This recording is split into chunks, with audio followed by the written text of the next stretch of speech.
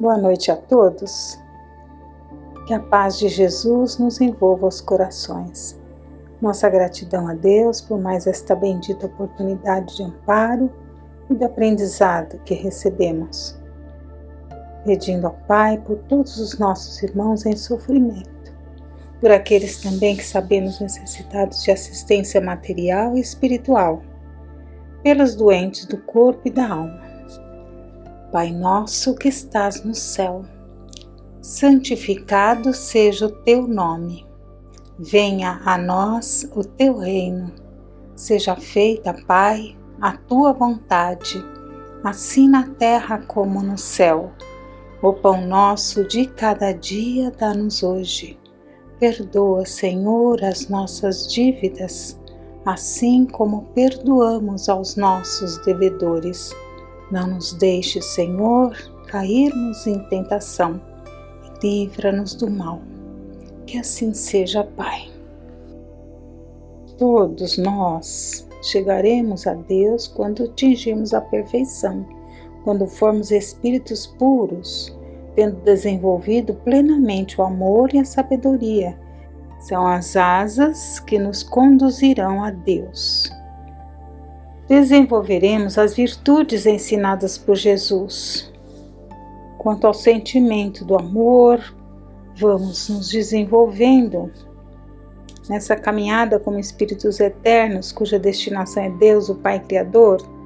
Teremos as experiências, as vivências, as oportunidades nas várias reencarnações através da luta e do trabalho. Dentro da intelectualidade, vamos desenvolver todo o conhecimento, seja na ciência, nas artes, inteligência. Então chegaremos à angelitude, como vemos na questão 540 do Livro dos Espíritos, onde o Espírito responde a Kardec: tudo serve, é assim que tudo serve, tudo se encadeia na natureza, desde o átomo primitivo até o arcanjo, pois ele mesmo começou pelo átomo. Neste mês, a nossa casa, a Casa de Fabiana, está nos oferecendo atividades com as artes. Será a arte importante para o espírito?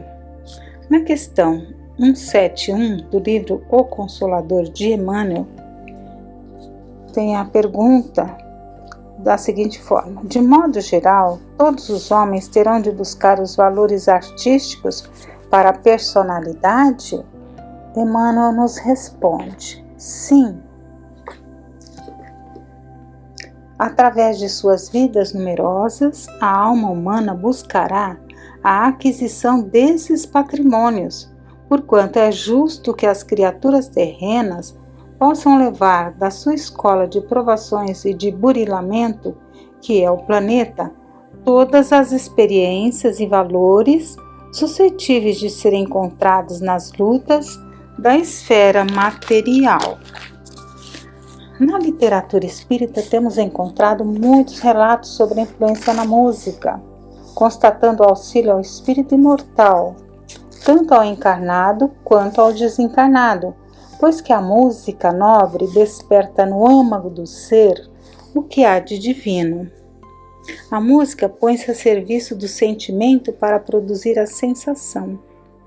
A influência da música na alma e no seu progresso, isso encontramos no livro Obras Póstumas, pelo Espírito Rossini.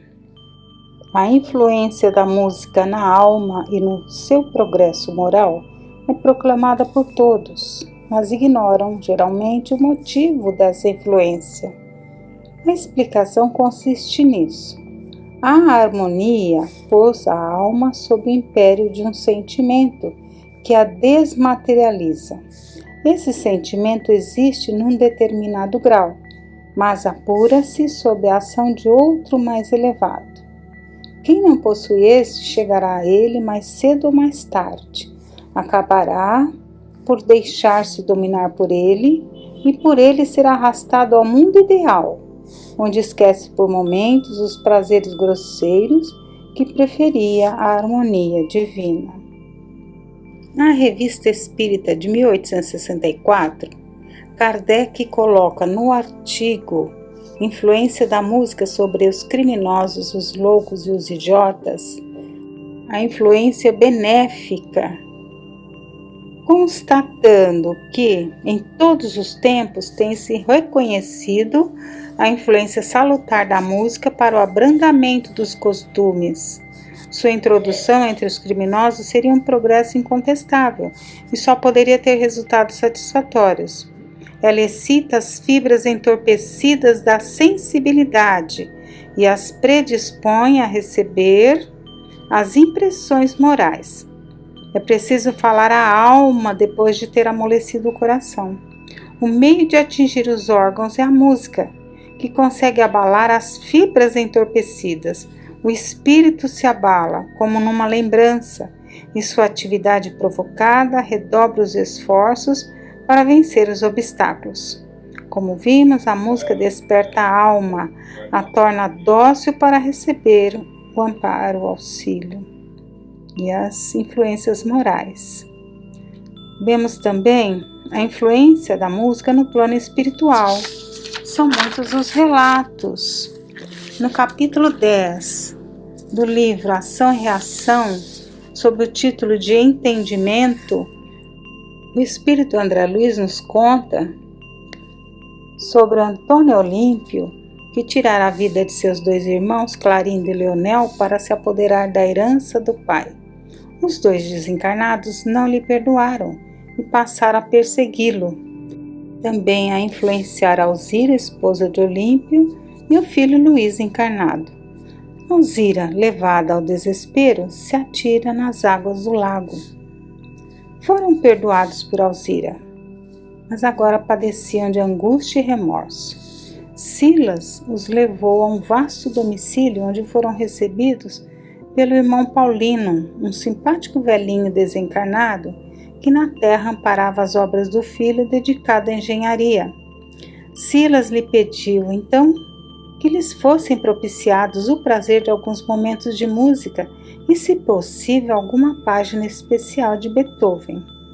E o cavalheiro então interrompeu a leitura, intuído pelo pai desencarnado, dirigiu-se à eletrola e, consultando pequena discoteca, retirou a pastoral do grande compositor.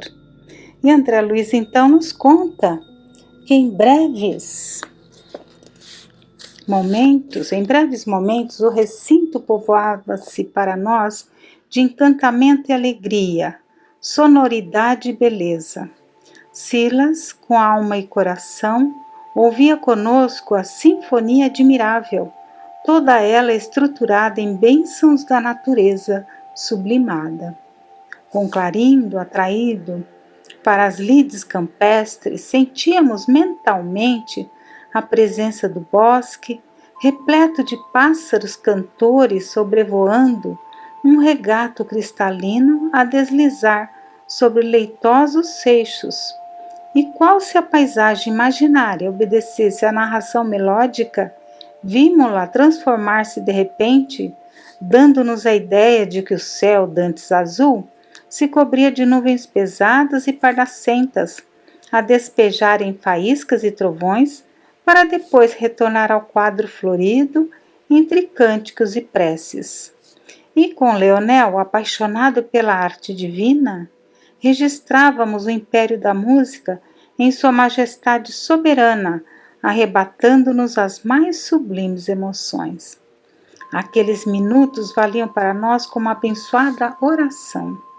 Os lances da magnífica sinfonia como que nos elevavam a círculos harmoniosos de ignota beleza, e todos trazíamos lágrimas abundantes, de vez que os encantadores acordes em movimento possuíam a faculdade de lavar-nos miraculosamente os refolhos do ser.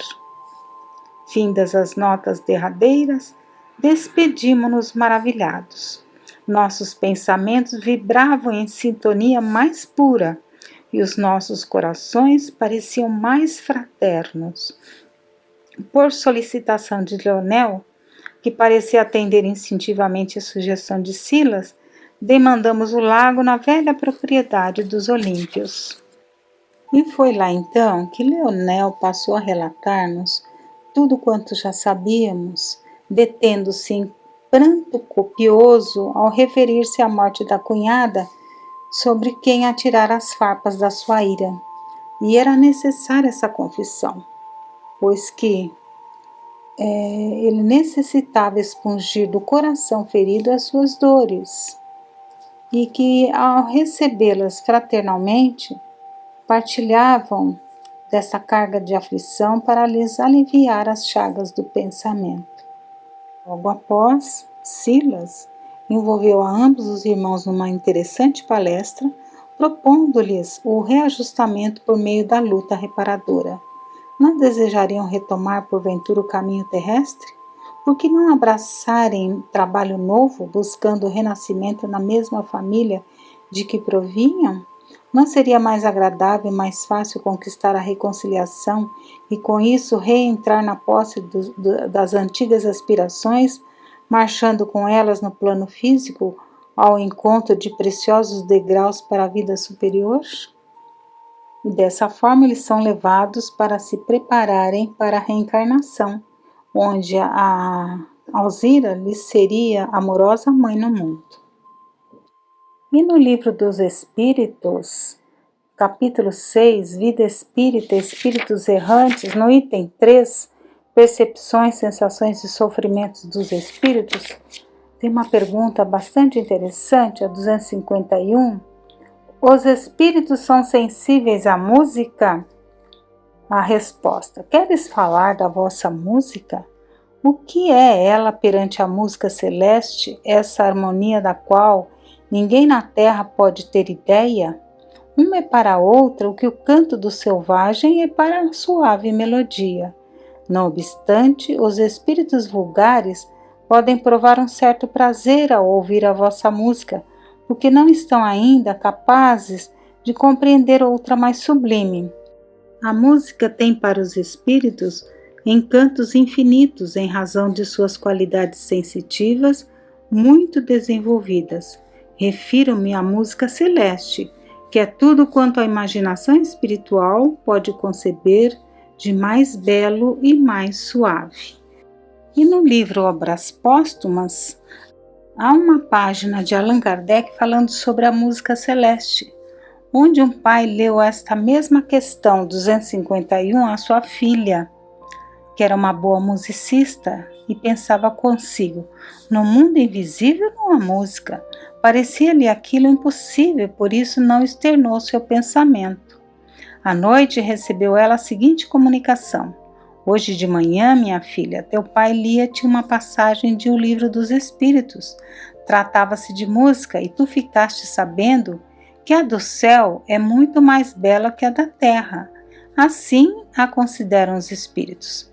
Tudo isso é verdade, entretanto tu pensaste: como poderia Belline vir dar-me conselhos e ouvir minha música? É obra de algum espírito leviano e enganador. Alusão aos conselhos que o espírito de Belline lhe dava às vezes sobre a música. Enganas-te, minha filha, quando os espíritos tomam sob a sua proteção algum encarnado, tem por fim fazê-lo adiantar-se. Belline não acha hoje bela a sua música comparada à do espaço, mas nota a tua aplicação e amor pela arte e tem sincero prazer em te dar conselhos. Deseja que o teu mestre seja recompensado do seu trabalho, porque embora tenha por infantil a sua ciência em relação às sublimes harmonias do mundo invisível, aprecia-lhe o talento que pode dizer-se grande na terra. Acredita, minha filha, os sons dos instrumentos terrestres, as mais belas vozes, nenhuma ideia vos podem dar da música celeste e das suaves harmonias. Momentos depois a moça exclama: papai, papai, vou adormecer, segure-me. Imediatamente reclinada em uma poltrona, exclama de novo: papai, papai, que música deliciosa! Desperta-me, senão eu vou daqui. Os assistentes atordoados não sabiam como despertá-la quando ela exclamou: água, água! E com efeito, alguns pingos d'água atirados ao rosto produziram o desejado efeito. A princípio, meio atordoada, a moça pouco a pouco voltou a si, sem ter a mínima consciência do que se havia passado. Na mesma noite, achando-se o pai só, obteve do espírito de São Luís a seguinte explicação: quando lias a tua filha aquela passagem do livro dos Espíritos sobre a música, ela teve dúvidas, não podendo compreender a existência da música no mundo espiritual. Eis porque esta noite eu lhe disse ser verdade o que lhe foi dito, o que lhe foi lido, mas não tendo ela convencido, permitiu-lhe o Senhor aquele sono sonambúlico para que se convencesse. Então, o seu espírito, desprendendo-se do corpo adormecido, voou ao espaço e foi admitido a regiões etéreas, onde o êxtase produzido pela impressão das celestes harmonias a fez exclamar: que música, que música! Sentindo-se, porém, cada vez mais atraída para as mais elevadas regiões do mundo espiritual, pediu que a despertassem, indicando o meio, a água. Tudo se faz pela vontade de Deus. O espírito de tua filha não terá mais dúvida, conquanto despertada, nenhuma memória ela conserve do que se passou. Ele, porém, o espírito bem sabe o que apreciou. Agradece a Deus os favores que dispensa a esta menina. Agradece-lhe por dignar-se a fazer-lhe conhecer cada vez mais a sua onipotência e bondade. As suas bênçãos desçam sobre vós e sobre esta médium feliz entre mil. E Kardec explica na observação que a jovem, apesar de não se lembrar que ela estava num estado sonambúlico, ela terá certeza da música celeste, pois conserva uma vaga intuição. E do livro Prática Pedagógica na Evangelização, Conteúdo e Metodologia, volume 3, Walter de Oliveira fala sobre atividades artísticas. As atividades artísticas são de grande importância no desenvolvimento das potências do espírito, estimula o poder criador do espírito e traça canais para a sua expressão. Mas a arte não é apenas forma de expressão, mas atividade criadora, ampliando a capacidade vibratória do ser, sensibilizando e direcionando a vontade para os canais superiores da vida.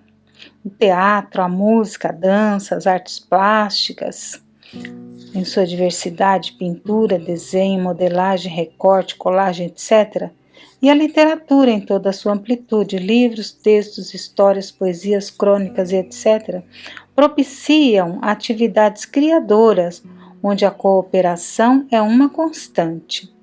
A arte abre canais que o intelecto por si só desconhece, sendo agente de transformação e construção do ser, tanto no aspecto cognitivo, quanto e principalmente no aspecto afetivo, moral e volitivo, direcionando a vontade e a energia criadora do espírito para os canais superiores da vida. E quanta beleza quando olhamos a natureza!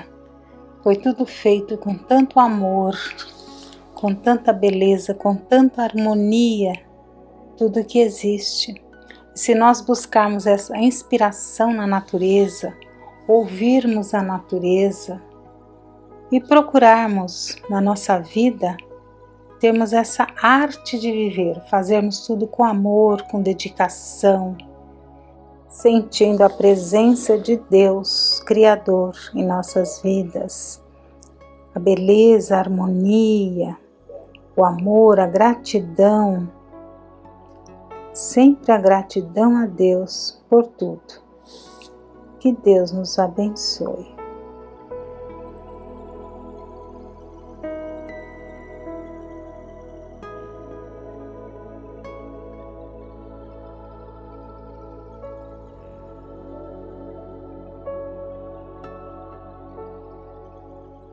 Boa noite a todos. Nesta noite vamos juntos terminar a conferência de Divaldo Franco sobre Maria de Magdala.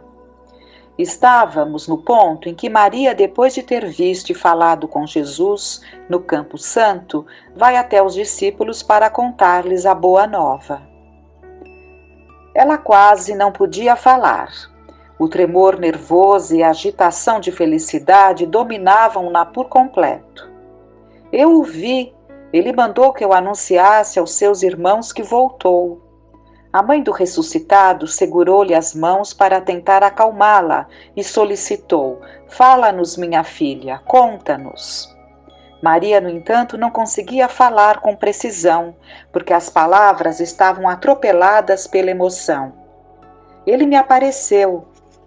O ceticismo estampado no rosto de todos foi um duro golpe que a atingiu. Os discípulos menosprezaram a informação. Uma voz no fundo da sala dirigiu-se-lhe com aspereza: "Ele voltou e apareceu a ti antes de vir falar-nos, a nós que estamos assustados? É muita presunção de tua parte."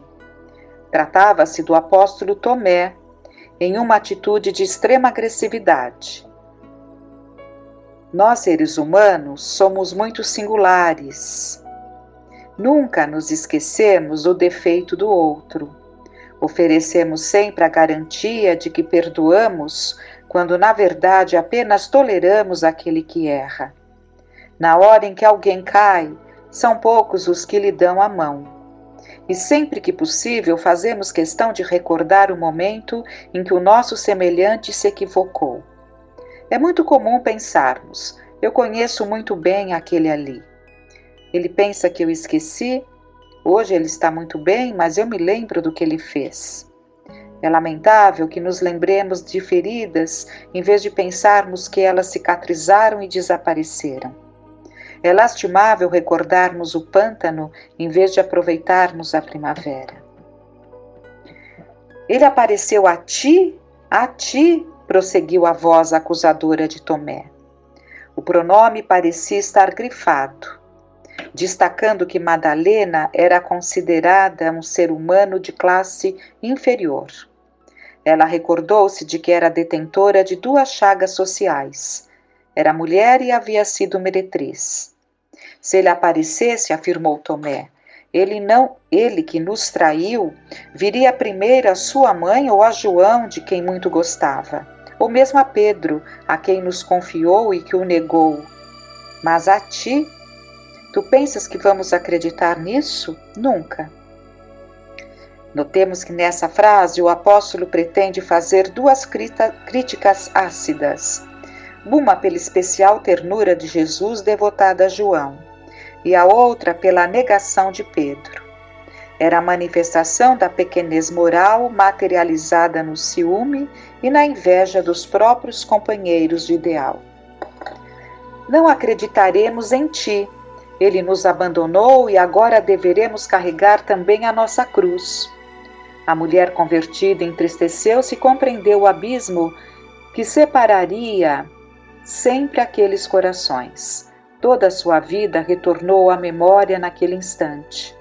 Ela ergueu os ombros e respondeu, agora em voz mais baixa e com ar de profunda humilhação: "Eu sei que ele me apareceu.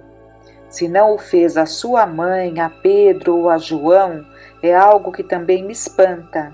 Mas a mim ele apareceu e mandou-me que anunciasse o seu retorno." Contudo, a mãe do celeste amigo acercou-se-lhe, abraçou-a, encostou-lhe a cabeça ao coração dorido e lhe disse, em tom coloquial: "Eu creio, minha filha. Meu coração me diz que ele te apareceu, porque aquele que mais errou e que se renovou é quem mais merece o seu amor. Eu sou mãe e as mães sabem onde está a verdade." Minutos depois, o mestre Redivivo apareceu ao grupo.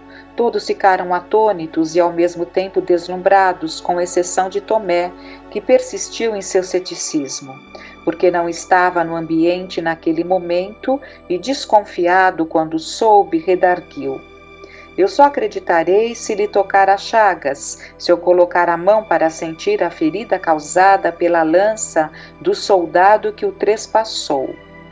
Posteriormente, o mestre volve ao recinto e, olhando com ternura Tomé, que está afastado, propõe-lhe: Vem, Tomé, toca as minhas chagas, solicitou Jesus, inundado de misericórdia pela incredulidade do amigo.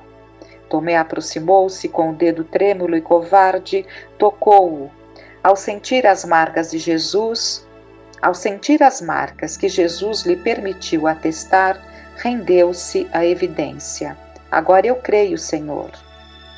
Tu acreditas porque viste. Felizes, porém, são aqueles que não viram e creem. Depois desse dia, Jesus apareceu a outras pessoas em diferentes lugares. Na estrada de Emaús, ele dialogou com 2 viajantes. Também apareceu na praia numa noite em que Simão estava pescando quase despido, e o mestre lhe sugeriu: Joga tuas redes para a esquerda, Simão. Pedro cobriu sua nudez, atirou as redes na direção indicada e pescou tanto que o pequeno barco quase naufragou.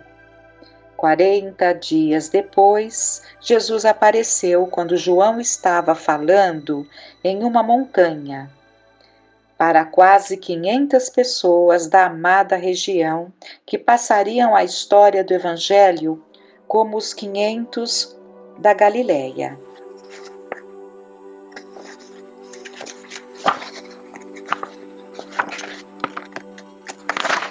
O mar da Galileia pode ser considerado uma cítara especial na qual o mestre tocou a sinfonia da vida. O Rio Jordão pode ser visto como uma harpa, em cujas cordas aquosas ele tangeu a balada de eterna esperança. E naquela tarde de fogo, quando o sol abriu o seu leque de plumas douradas, o mestre ofereceu aos apóstolos as últimas instruções. Que vos ameis, ide 2 a 2. Eu vos dou o poder de pisar serpentes venenosas que não vos farão mal algum. Eu vos concedo o dom de expulsar espíritos maus, sem que vos perturbeis. Eu vos envio como ovelhas mansas no meio de lobos vorazes. Ide e amai. E numa nuvem de luz, diante daquelas quase 500 pessoas presentes, ascendeu na tarde formosa e desapareceu no claro escuro do anoitecer. Após aquele encontro, todos foram cuidar de suas vidas. Porém, permanecia no ar a saudade pungente daquela voz. A dor da sua ausência os martirizava. Maria, sua mãe, voltou à convivência com a família de Nazaré. Joana de Cusa volveu à tetrarquia. Pedro foi para Jerusalém com Tiago para criar uma casa de amor e de fraternidade na estrada que ficava entre a velha capital e o porto de Jope, a casa do caminho. João foi morar em Éfeso, num promontório distante para guardar carinhosamente a memória de Jesus. Desta forma, cada apóstolo tomou um rumo diferente. Nesse ínterim, Maria de Magdala percebeu que ficaria só. Por isso resolveu apelar para a bondade do apóstolo, que desejava redimir-se da negativa a respeito de Jesus. Leva-me contigo, Pedro. Eu não tenho a ninguém, leva-me contigo. Não posso, Maria. Tu és mulher, as mulheres são frágeis. Tu podes cair outra vez e comprometer o nosso ideal. Eu me recordo do teu passado próximo. Além disso, tu és jovem e és bela, o que aumenta ainda mais as chances de tu voltares a pecar. A fragilidade humana está presente em cada gesto nosso. Eu mesmo neguei 3 vezes. Lembra-te, Maria. Perdoa-me, Maria, mas o Evangelho não pode ser erguido sobre o lamaçal das nossas misérias. Maria começou a pensar. É tão fácil falarmos em virtude, mas é tão difícil ajudarmos aqueles que se equivocaram. Todos comentam sobre o perdão, mas é tão raro dar-se oportunidade a quem delinquiu. Todos comentam sobre a nova era, mas ninguém esquece a sombra do passado que o seu próximo infeliz carrega no íntimo. É curioso notar como a alma humana é frágil e atormentada, continua Divaldo. Eles nunca perdoariam o passado da ex-atormentada, o lugar de onde viera. Perdoavam os homens que a fizeram cair, mas não aquela que lhes havia sido vítima desditosa. Mas ela entendeu e até sorriu para não desanimar o amigo.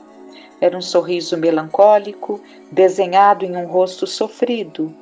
Beijou a mão de Pedro e desejou-lhe sucesso nos desafios. Simão acenou um adeus e se foi. Maria estava só. Naquele dia, ela ficou na praia de Cafarnaum, vagando sem destino e sem perspectiva. Adormecendo diante da casa na qual encontrou Jesus pela primeira vez. Permaneceu por 3 dias naquela região, caminhando pelas praias de Dalmanuta e de Magdala. Procurou emprego, mas não encontrou oportunidade em parte alguma. Quem lhe daria? As mulheres da cidade, que a detestavam, jamais a ajudariam a reerguer-se. Algumas não tanto porque os seus maridos eram adúlteros, mas porque tinham inveja da sua beleza. Afinal, ela era uma competidora. Muitas até gostariam de ter tido as mesmas experiências que ela viveu com os homens, e por tudo isso odiavam-na. A alma humana é muito complexa, feita de paradoxos. Muitas diziam: volta ao meretrício, ali é o teu lugar, tu que roubavas os nossos maridos. Tu pensas que te colocaremos dentro de casa para que os roube outra vez? Estás enganada. Em diversos lugares, Maria recebeu as bordoadas morais da insensatez. Ela concluiu que na terra não há lugar para quem deseja uma vida saudável. Somente há lugar para a mentira e a hipocrisia das convenções sociais. Ao encontrá-la pelas ruas, os homens afirmavam: volta ao prostíbulo. A loucura que tomou conta de ti já deve ter passado. Magdala sente a tua saudade. Ainda és bela. Nós te daremos um novo palácio e tu nos servirás novamente. Volta. No entanto, Maria foi fiel a si mesma e ao compromisso assumido com Jesus. Ela compreendeu que não é difícil a transformação interior. Difícil é que as pessoas acreditem naquele que decidiu modificar-se. A ex-equivocada não teve alternativa a não ser mendigar, mas nem mesmo encontrou alguém que se dispusesse a dar-lhe uma esmola. Na madrugada do 3º dia, estava na praia, com o estômago revirado de fome e com muito frio, quando escutou o som da matraca. É um aparelho semelhante a um sino que era agitado pelos grupos de leprosos para anunciarem a sua passagem. Eles eram obrigados a tanger um instrumento para que as populações, ao perceberem a sua chegada, pudessem esquivar-se, no intuito de evitar o contato com a lepra. E Maria, ao ver aquele grupo de deformados que se aproximava pela praia, identificou que ali estavam homens, mulheres e crianças considerados párias pela sociedade, que exibiam as rosas pútridas da Morfeia. Alguns estavam montados em animais e outros se deslocavam a pé, segurando em bastões de madeira para apoiar o corpo ao quebrado. Eram cegos, aleijados, mutilados. Havia mulheres cobertas pelo véu escuro que escondia a doença. Ela quis correr, pois a sua repulsa à lepra era bastante acentuada. Quando Jesus estava na terra, a situação era diferente. Agora, Ela estava só e não acreditava ser capaz de aproximar-se deles e ajudá-los, como fazia nas vezes em que auxiliou o Nazareno em sua jornada de amor. E os homens gritavam alto: Morféia, Morféia, saiam todos da direção do vento. Olhando aquela cena, Maria iniciou um diálogo perguntando: Que procurais? Procuramos Jesus de Nazaré, responde um deles. Nós ouvimos falar sobre ele na Síria e resolvemos vir ao seu encontro, mas nos perdemos pelas estradas. Disseram que ele lava a lepra do corpo dos desgraçados como nós. Por isso estamos aqui para que nos cure dessa doença que nos consome. Estamos tão cansados. Infelizmente, chegastes tarde. Ele foi assassinado em Jerusalém há quase 60 dias. Foi crucificado pelo crime de amar. É tarde para todos nós, os desgraçados. Ela percebeu o desencanto no rosto de todos. O desânimo se instalou nas mentes e nos corações, antes esperançosos, daquela gente sofrida. As mulheres abraçaram os filhos, chorando, e os homens deixaram-se vergar ao peso da realidade dolorosa. Alguns deles até sentaram-se na praia para chorar copiosamente. A jovem mulher condoeu-se profundamente e tentou minimizar-lhes o sofrimento. Não choreis, Jesus se foi, mas deixou-nos a sua palavra. Ele prometeu que atenderia a quem o chamasse e falou-lhes longamente sobre o Nazareno, esquecendo-se inclusive da própria fome. As pessoas enxugaram os olhos e pararam para ouvi-la falar. Crianças sorriam, com o rosto macerado de úlceras. Os homens interrogaram-na sobre as lições do celeste amigo, e Maria repetiu o que ele havia dito. Falou-lhes durante o dia e falou-lhes à noite, com entusiasmo e ternura. Alimentou-se com eles e lhes fez companhia por muitas horas, até que eles, tomados de alegria, gritaram: Temos esperança. Vamos para o Vale dos Imundos de Jerusalém. Pela manhã, quando as autoridades de Cafarnaum vieram para expulsá-los, eles reuniram seus poucos pertences e começaram a sua viagem. Maria ficou por alguns minutos vendo o grupo ir embora. No momento em que eles dobraram a última curva da praia para pegar a estrada e uma criança acenou-lhe adeus, a Rede Viva de Magdala reflexionou que não tinha ninguém, que aqueles foram os únicos amigos que havia encontrado. Então foi tomada por uma estranha sensação e deu um grito: Esperai por mim, meus irmãos. Ela correu até a curva da praia e os abraçou carregando duas crianças e juntando-se à caravana. Aquele magote de leprosos foi o primeiro grupo que a recebeu. 2 semanas depois, no Vale dos Imundos ou Vale dos Leprosos, em Jerusalém, a caravana se adentrava na companhia de uma mulher formosa que passava a habitar as cavernas do reduto da lepra, um lugar infecto e esquecido pelas autoridades. A partir daquele dia, ao entardecer, quando o sol se ocultava no monte de Gilboé, sobre uma plataforma na pedra, uma linda mulher falava a respeito de Jesus para aqueles homens e mulheres de lábios retorcidos, de corpos pútridos e rostos sem expressão.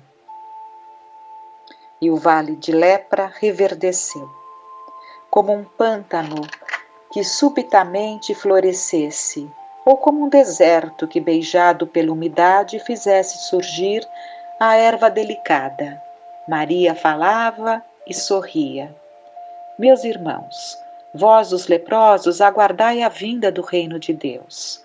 E cantava a música da Boa Nova para aquelas almas sedentas. 10 anos depois, Maria banhava-se calmamente numa corrente próxima que possuía uma queda natural de água. De repente, ela percebeu que em seu corpo havia uma pequena despigmentação na região do seio, que se assemelhava à pétala de uma rosa. Inicialmente pensou que fosse mancha de sujeira e tentou retirá-la, notando logo em seguida que não era possível a sua remoção. Imediatamente pegou um graveto e cravou sobre a pele, mas não sentiu dor alguma.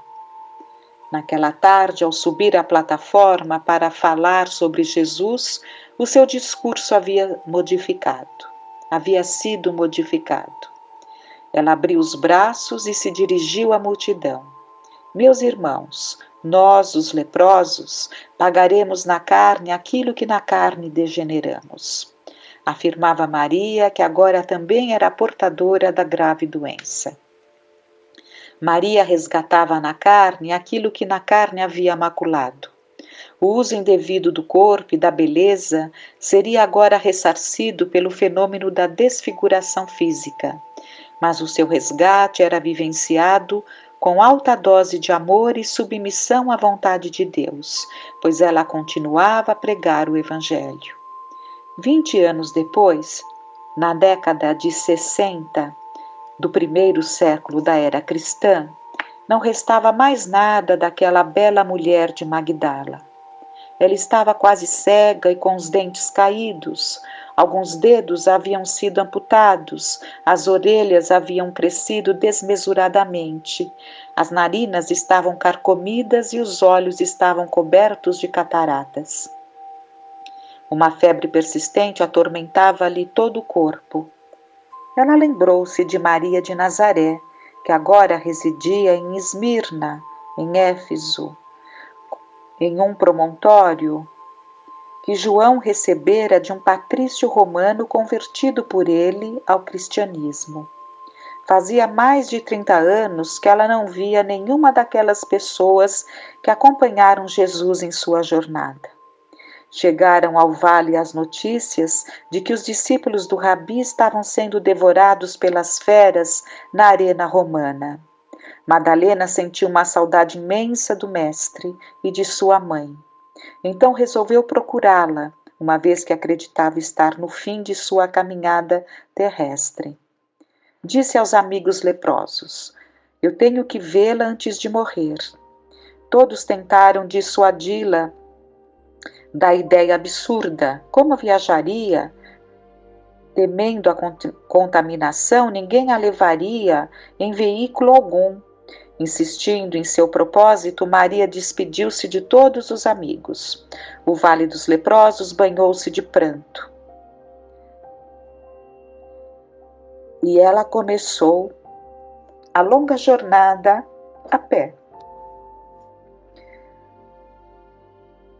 pelas estradas empoeiradas que levavam a Éfeso. Viajava à noite, devido à inclemência do sol, e descansava de dia à sombra das árvores do caminho. Crianças atiravam-lhe moedas e migalhas de comida, daquelas que se jogam aos cães, enquanto outras pessoas a insultavam. Algumas semanas depois, completamente exaurida, ela chegou às portas de Éfeso, a gloriosa cidade das mais populosas de então. Era uma cidade importante à época, por possuir um porto que fazia a conexão marítima entre a Europa e a Ásia. A cidade onde Paulo de Tarso falaria sobre Jesus pela primeira vez e onde seria erguida por João a igreja dos Efésios. João morava mais ou menos a 2 quilômetros da região central da cidade, em uma das curvas do monte. Mas antes de chegar à casa do apóstolo, Maria perdeu sentidos e desfaleceu, começando a delirar por conta da febre. Em seu delírio, ela chamava pelo nome de Maria de Nazaré e de João. Um casal de cristãos que morava à porta de entrada da cidade viu aquela mulher caída e socorreu-a. Um mensageiro subiu o monte até a casa de Maria do Messias e desceu a buscá-la. Quando chegou, encontrou-a em estado de coma. Ali estava o que restou daquela mulher que vendia perfumes e prazer. Carregaram-na e levaram-na até a casa humilde em Esmirna. Colocaram-na no leito e a mãe de Jesus ficou a seu lado velando com carinho. Contudo, ela não mais retornou à realidade objetiva. Não teve mais olhos humanos para falar com a mãe do Galileu. João foi chamado para acompanhá-la em seus últimos momentos. Durante 3 dias e 2 demoradas noites, a antiga equivocada esteve nas vascas da agonia delirante. Na 3ª madrugada estremeceu e o corpo cadaverizou-se. Maria de Nazaré fechou-lhe os olhos e lembrou-se de quando a sua filha espiritual era uma vendedora de ilusões na cidade de Magdala. Como o corpo é uma quimera, como a beleza física é ilusória. Maria de Magdala finalmente abandonou o corpo físico. Logo após o instante do seu desligamento, recuperou a forma e viu-se livre, jovem e bela, como naquela noite em que havia conhecido Jesus. Não detectava mais as pústulas que a lepra havia produzido. Uma brisa caridosa ergueu-a e ela experimentava a sensação de que estava flutuando. Nesse instante, Maria pôde ver Éfeso em um lindo panorama. Logo depois se adaptou à nova gravidade e pousou no local do seu desenlace. Olhou o ambiente em volta e viu seu próprio corpo no leito de morte, velado pela Mãe Santíssima da Humanidade, que estivera ao seu lado nos últimos momentos. A mãe de Jesus chorava, abraçada a João, condoída com a desencarnação daquela que tanto amara o Mestre. Minutos depois, Maria lembrou-se do seu encontro com Jesus. Ela experimentou a sensação de um doce transporte, e mãos invisíveis carregaram-na até a praia de Cafarnaum, a mesma na qual tantas vezes estivera, e onde vira o Mestre pela primeira vez. O sol dardejava sobre o mar, as ondas cansadas de beijar a areia e as praias exaustas de humildade recebendo carícias. Recordou-se da crucificação e aquelas mãos angélicas levaram-na até ao Gólgota, o Monte da Caveira, permitindo que a sua memória revisitasse a tarde da tragédia. Passaram-lhe pela mente as pregações que Jesus realizara em diferentes lugares. O dia surgia com seu disco de ouro, e Maria, a pés descalços, que as espumas bordavam de rendas, avistava o monte no qual Jesus deixara para o mundo as bem-aventuranças. Quando estava embevecida, com as mais cariciosas recordações do sermão profético, notou que um pequeno sol flutuava sobre as ondas. Ela concentrou sua atenção naquela imagem surpreendente e percebeu que o sol foi se tornando cada vez maior. A imagem se transformou aos poucos e assumiu os contornos de um homem, até o momento em que Maria se deu conta de que era Jesus, de mãos estendidas na sua direção.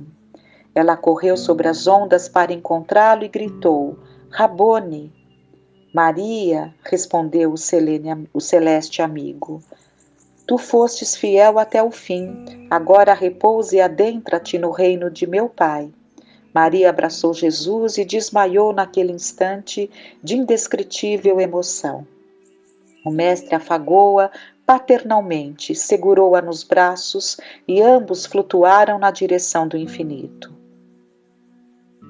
Narra uma antiga lenda grega que que um astrólogo que se encontrava em um país distante, olhando os céus naquela noite, viu uma luminosidade peculiar e anotou em seus estudos que se tratava de uma nova estrela. Na verdade, o que ele havia visto era Maria de Magdala em ascensão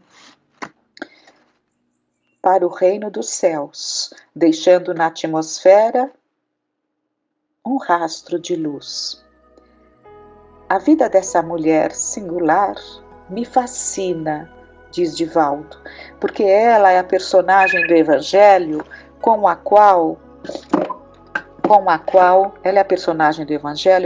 a maioria de nós se assemelha, pois possuímos as suas imperfeições da primeira fase de vida.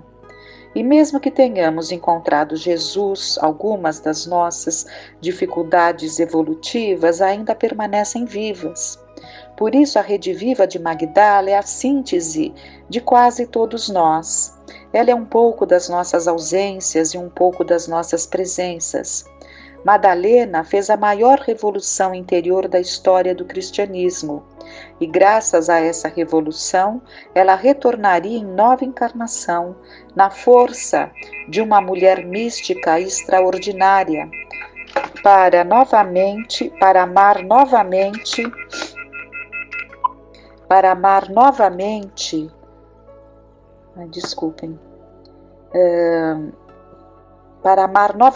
a Jesus e para reformar a Igreja com esse mesmo amor e esta mesma tenacidade.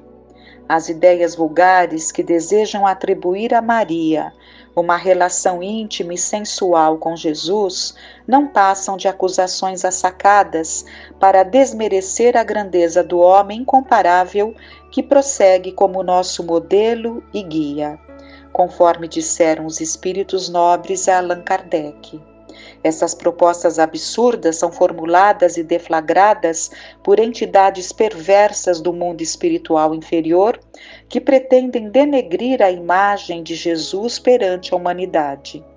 Maria de Magdala é o exemplo do que pode o amor e do que todos nós podemos fazer para realizarmos uma verdadeira transformação na intimidade do ser.